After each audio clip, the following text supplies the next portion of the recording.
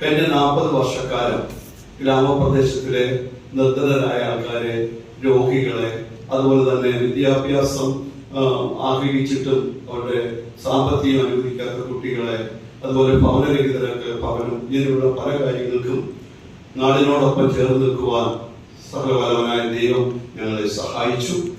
തുടർന്ന് ഞങ്ങൾക്ക് വിവിധമാകുന്ന പദ്ധതികൾ ഞങ്ങൾ ആവിഷ്കരിക്കാൻ ആഗ്രഹിക്കുന്നുണ്ട്.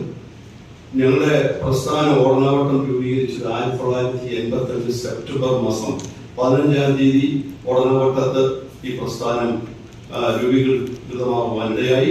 കഴിഞ്ഞ 40 വർഷക്കാലം ഈ മഹാപ്രസ്ഥാനത്തിന് ആത്മീയവും ഭൗതിക വിഷയങ്ങൾക്ക് നാടിനോടൊപ്പം നിൽക്കുവാൻ കഴിഞ്ഞു. വെളിയം പഞ്ചായത്തിലെ അനേക ക്യാൻസർ രോഗികൾക്ക് ധനസഹായവും, നിർധനരായ കുട്ടികൾക്ക് പഠന സഹായവും, പല വിധത്തിൽ വേദന അനുഭവിക്കുന്നവർക്ക് സഹായവും, അർഹരായവർക്ക് ഭക്ഷ്യ കിറ്റുകൾ, നിരവധി ജനോപകാര പ്രവർത്തനങ്ങൾ ചെയ്യുവാൻ ദൈവം ഞങ്ങളെ സഹായിച്ചു.